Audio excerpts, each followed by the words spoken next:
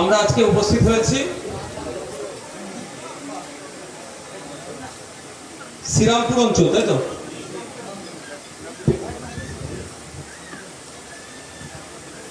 শ্রীরামপুর 1 নম্বর অঞ্চল কমিটির উদ্যোগে, অবশ্যই ইন্ডিয়ান সেকুলার ফ্রন্ট অঞ্চল কমিটির উদ্যোগে রক্ত অর্পণ শিবির।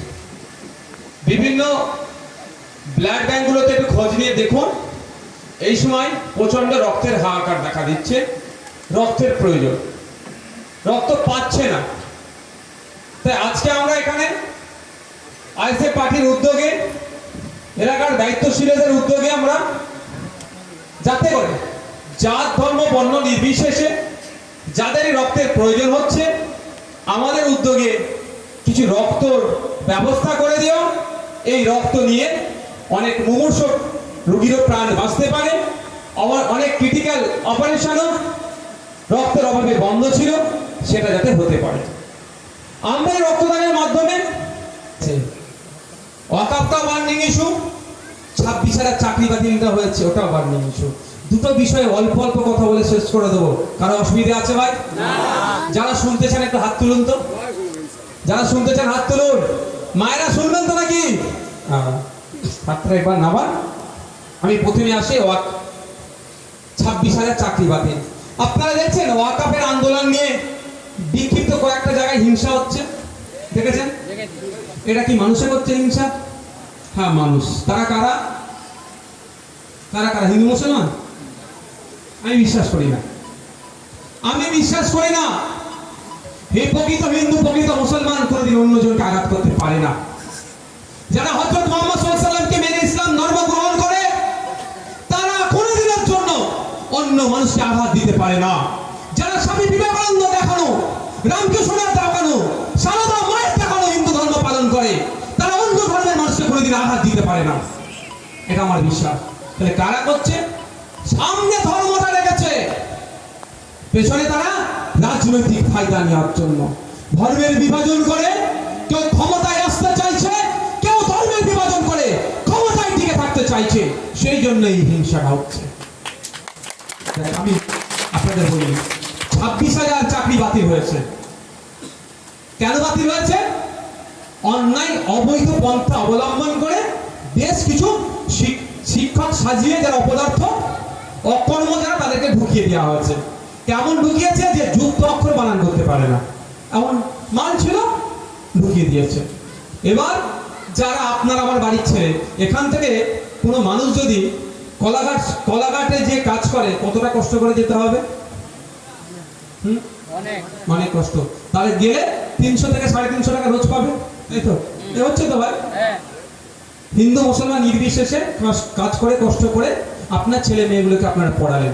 ছেলে মেয়েগুলো উপযুক্ত হলো, মেধার ভিত্তিতে চাকরি, মেধার ভিত্তিতে পরীক্ষা দিয়েছে, পাস করেছে, রিটেনও পাস করে গিয়েছে, ভাইভাতে পাস, লিস্টে তার নাম নাই। আর আপনি কি দেখছেন? আপনারই পাড়ার অমুকের বড়লোকের দামাল ছেলে বা দামাল মেয়ে ওইসব বাদ দিয়ে সবসময় কলেজে গিয়ে ফুর্তি করতো, মদ গাঁজার ফোয়ারা উড়াতো, সে এখন চাকরি পেয়ে ঘুরে তোমাদের ব্যাগ নিয়ে যাচ্ছে। আর আপনার ছেলেটা মেধাযুক্ত, আপনার ছেলেটা চাকরিটা বাতিল হয়ে গেছে, মানে দেয়নি। এইটা যখন হয়, কিছু ছেলে মেয়ে মামলা করে, কলকাতায় মামলা করে, কলকাতার হাইকোর্ট বারবার রাজ্য সরকার, এসএসসি আর পর্ষদকে জানতে চায় যে এই যে 26,000, প্রায় 26,000-এর মধ্যে কতজন অবৈধ পন্থা অবলম্বন করে ঢুকেছে। অবৈধ পন্থা টাকাও হতে পারে, আর নেতাদের সুপারিশও হতে পারে। তো সুপারিশের সংখ্যা খুব কম, মালের সংখ্যা বেশি হয়।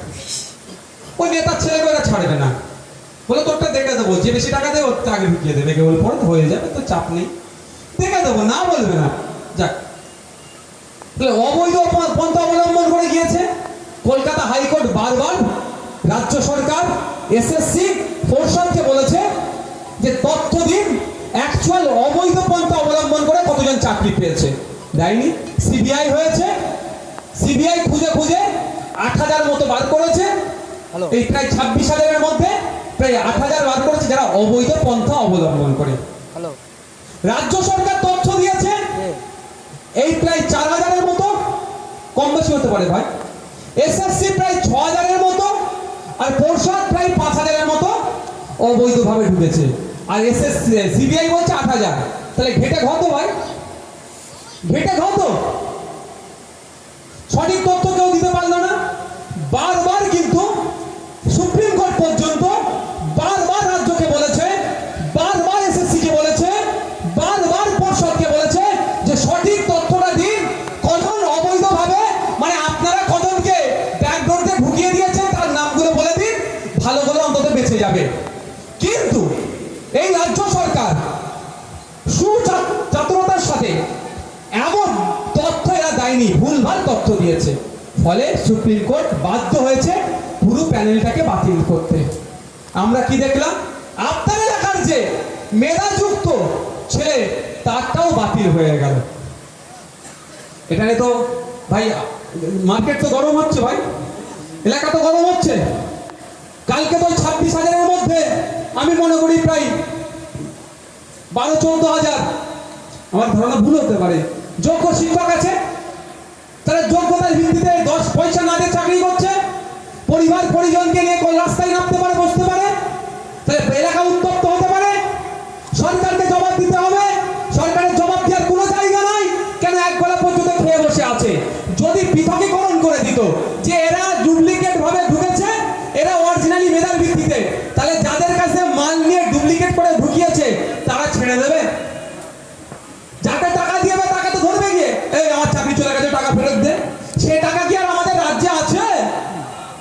ও টাকা আমাদের রাজ্যে নেই, টাকা চলে গেছে বাংলাদেশে। আমি প্রেস কনফারেন্স করবো কয়েকদিনের মধ্যে, ধৈর্য ধরুন। বাংলাদেশের প্রতিষ্ঠান চালাচ্ছে আমাদের কেউ, আমি বলবো সময়ের সাথে সাথে, ধৈর্য ধরুন। ওয়াকাফ নিয়ে গেড়াকল কি হচ্ছে সব আমি কম বেশি বলার চেষ্টা করবো সময়ের সাথে, ধৈর্য ধরুন। তো ইউক্রেনের টাকা চলে গেছে, হয়তো জার্মানিতে টাকা চলে গেছে, আরো ওয়ার্ল্ডে টাকা চলে গেছে, ওখানে গিয়ে খাটছে টাকা। আর আপনার লেখার পাতি নেতা যে টাকা তুলেছে সে কত পেয়েছে? 10-20 হাজার টাকা। এখন লোক আর 10-20 হাজার ভাববে, ওর হাতে তো দিয়েছে আসল মালটাই। ওকে তো কি করবে বুঝতে পারছেন তো? ওকে না কিছু করতে পারে, ওই জন্য এক নাগাড়ে বলছে তোরই ডুবছে ডুবুক, সবাইকে নিয়ে ডুববো।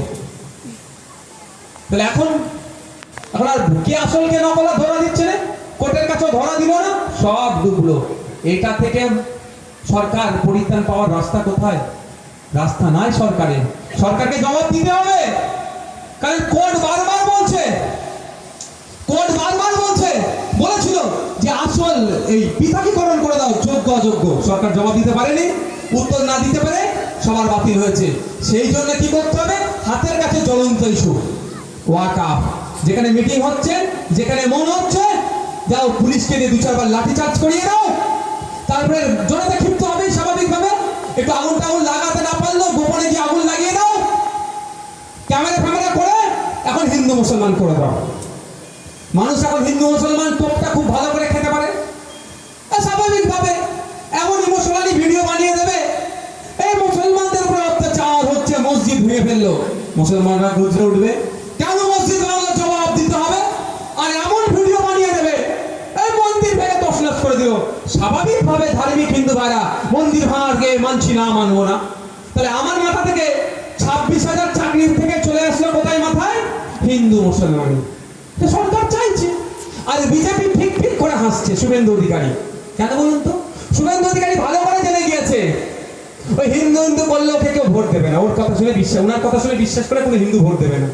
কারণ যে 2016 সালে, 17 সালে, 18 সালে, ইভেন 19-20 সাল পর্যন্ত দিদিমণি করেছিল, আর এই কি বলে মুসলমান করেছিল। ও আজকে হিন্দুদের বড় রক্ষাকর্তা হয়ে উঠেছে, নিজের জন্য না হিন্দুদের জন্য। হিন্দুরা ভালো বোঝে, তাই না? ও নিজের জন্য তখন হিন্দু সেজেছে। ও কালকে যদি এখানে সুযোগ না পায়, আবার দিবেন মাথায় আরবিয়ান জুব্বা লাগিয়ে, মাথায় বাগড়ি বেঁধে আরবিয়ান জুব্বা পরে ইয়া হাবিবি করবে। ও হিন্দু ভাইরা ভালো জানে, বুঝতে পারছেন না? তো দেখলো শুভেন্দু অধিকারী হিন্দু করলে ভোট পাওয়া যাবে না, ইমোশনাল করতে হবে। এই হিন্দুরা মেরে ফেললো, ওই হিন্দুরা মেরে ফেললো, ভুল ভাল ভিডিও ছেড়ে হিন্দু মুসলমানের মধ্যে বিভেদ। বাংলাদেশের ভিডিও এখানে চালাচ্ছে, বুঝতে পেরেছেন? কারো খারাপ লাগছে নাকি? কেউ যদি শুভেন্দু বাবুর ভক্ত থেকে, তোকে কিচ্ছু করার নেই আমার। দাদার অনুগামী থাকতে পারে, দিদির অনুগামী থাকতে পারে, আমার কিচ্ছু করার নেই ভাই। আমি একটু হক কথা বলবো, কারো যদি জলে কিচ্ছু করার নেই, দোকানে গিয়ে বাম কিনে লাগিয়ে নেবেন একটু। তবে অনুরোধ করবো, বক্তব্য শুনুন, ঘরে গিয়ে বালিশ মাথায় দিয়ে একটু চিন্তা করবেন যে নওশাদ ভাইজান আসলো, যে কথাগুলো বলে গেল, ভুল কথা বললো কি ঠিক কথা বললো। তাহলে এখন ওয়াকাফ নিয়ে একটু হিংসা করিয়ে দাও, হিন্দু মুসলমান করিয়ে দাও, করালে কি হবে? মানুষ সেটা ভুলে যাবে। এখন ভোটের রাজনীতি হবে। বিজেপিও ফিক ফিক করে হাসছেন, শুভেন্দু অধিকারী, সুকান্ত মজুমদাররা, ওইদিকে কালীঘাটও হাসছে। কি বলেন তো? বিভাজনের রাজনীতি হচ্ছে। যত বিভাজনের রাজনীতি হবে, এই দুটো দলের কত লাভ হবে। যত বিভাজনের রাজনীতি হবে, মানুষ তত ক্ষতিগ্রস্ত হবে, আর ওদের লাভ কতটা হবে। ওরা কি দেখছে? মুসলিম ভোট আলাদা হবে, হিন্দু ভোট আলাদা হবে, হিন্দু ভোট কিছু নিয়ে নেবো, দুজনের মধ্যে আমরা সরকারে থাকবো, বিরোধীতে থাকবো। যতই অন্যায় করবো, চুরি ডাকাতি যাই করবো, আমাদের বলার লোক পাবো না। এইটা তো ধান্দা ওদের। এবার আপনারা হিন্দু মুসলমান ডিসাইড করুন, এদের নোংরামির জবাব দেবেন না আমাদের মাথায় হিন্দু মুসলমান ঢুকিয়ে দিচ্ছে, ওটা নিয়ে বড় থাকবেন। এটা আপনাদের। এখন আমি এসে শেষে 2-5 মিনিট আছে, ওয়াকফ নিয়ে বলে ছেড়ে দেবো। আমরা ওয়াকফ আইনের বিরোধিতা কেন করছি আগে জানতে হবে। ওয়াকফ আইন যে নতুন করেছে অ্যামেন্ডমেন্ট, বেশ কিছু আইন করেছে যেটা সংবিধান বহির্ভূত। আর একটা কথা বলে দিন, ওয়াকফের এই আন্দোলনটা শুধু মুসলমানের আন্দোলন নয়, এটা ধর্মীয় আন্দোলন নয়। এই আন্দোলনটা করতে হবে আর্থসামাজিক ভাবে, রাজনৈতিক ভাবে, ধর্মনিরপেক্ষতার সাথে এবং গণতান্ত্রিক প্রক্রিয়াতে। এটা মাথায় রাখবেন। বিজেপিও চাইছে, তৃণমূলও চাইছে এটা ধর্মীয় আন্দোলন হোক। এটা মুসলমানদের সমস্যা নয়। সমস্যা কোথায়?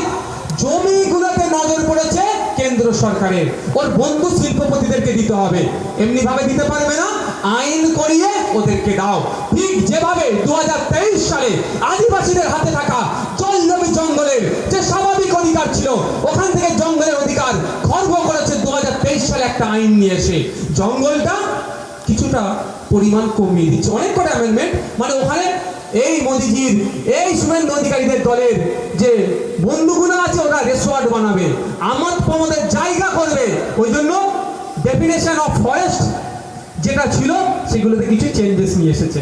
তো এখন নজর পড়েছে ভালো ভালো জায়গাতে। সেই জায়গাগুলো কাদের? কম বেশি মুসলমানের আছে, হিন্দু দেবত্ব সম্পত্তি আছে, গির্জার সম্পত্তি আছে, চার্চের সম্পত্তি আছে, গুরুদ্বারার সম্পত্তি আছে। প্রথম কাটতে হবে কাকে? মুসলিমকে। বড় শক্তিটাকে আগে মাথায় একটা করো। হিন্দু ভাইদের হয়তো লাস্টে ধরবে, আমি বলে যাচ্ছি, কথা মিলিয়ে নেবেন। দেবত্ব সম্পত্তি ওরা ছাড়বে না। তৃণমূল একটা চুনোপটি আঞ্চলিক দল, দেবত্ব সম্পত্তি যদি বিক্রি করে খেয়ে নিতে পারে, আপনি আমি কিচ্ছু করতে পারছি না ওদের। তাহলে বিজেপি এটা দেশ চালাতে, তারা ছেড়ে দেবে দেবত্ব সম্পত্তি? কেন আমরা বিরোধিতা করছি? বেশ কিছু আইনের পরিবর্তন নিয়ে এসেছে, ওয়াকফ সম্পত্তিটা তারা ধ্বংস করে দেবে। আর ভবিষ্যতে ওয়াকফ করার আর সেই জায়গাটাও রাখছে না। কেন জায়গা রাখছে না? আইনের মধ্যে বলা আছে আপনি কম করে 5 বছর প্র্যাকটিসিং মুসলিম হতে হবে, তারপরেই আপনি দান করতে পারবেন। এবার প্র্যাকটিসিং মুসলিমকে সার্টিফিকেটটা কে দেবে ভাই? আমি 5 বছর ধরে প্র্যাকটিসিং মুসলিম, এই সার্টিফিকেটটা কে দেবে?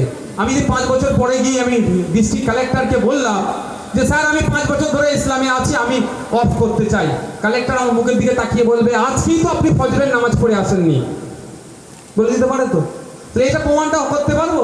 এই যে রমজান মাস গেল, আপনি 27টা রোজা রেখেছেন, বাকি রোজাগুলো ছেড়ে দিয়েছেন, কি করবেন আপনি? আপনার দাড়িটা ঠিকঠাক হয়নি, আপনার নামাজ পড়েছেন, কপালে দাগ কোথায় বলতে পারেন তো? এই ধরনের উদ্ভট আইনের পরিবর্তন নিয়ে এসেছে, যেটা আগে ছিল না। এই জন্য আমরা বিরোধিতা করছি। অন্য ধর্মের ধর্মীয় প্রতিষ্ঠানের জন্য আইন আছে। আমি আপনাদের বলে রাখি, একটা ভুল বুঝাচ্ছে আমাদের মধ্যে, হিন্দু মুসলমান ভাইদের মধ্যে বিভেদ তৈরি করতে চাইছে যে মুসলমানদের জন্য ওয়াকফ বোর্ড, হিন্দুদের জন্য কি? হিন্দুদের জন্য আছে কি টেম্পেল, দেবত্ব সম্পত্তি, টেম্পেল মন্দিরের জন্য আইন আলাদা আছে। দা উত্তরপ্রদেশ কাশী বৈশ্বনাথ টেম্পেল অ্যাক্ট 1983 সালে তৈরি। এটা 1985 সালের লাস্ট প্রিন্সিপাল অ্যাক্ট তৈরি হয়েছে। তো এই জন্য আমরা বিরোধিতা করছি।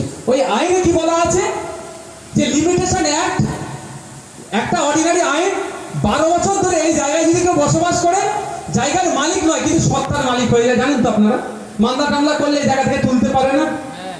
সেটা ইতিপূর্বে কোনো ধর্মীয় সম্পত্তির উপরে এরকম বসলে এটা প্রযোজ্য ছিল গির্জার সম্পত্তির উপর আপনি যতদিন বসে থাকুন না কেন তুলে দিতে পারেন, ছিল, তুলে দেবে, এখন আইন আছে। মন্দিরের সম্পত্তিতে বসেছেন, তুলে দেবে, কিচ্ছু করতে পারবে না আইন।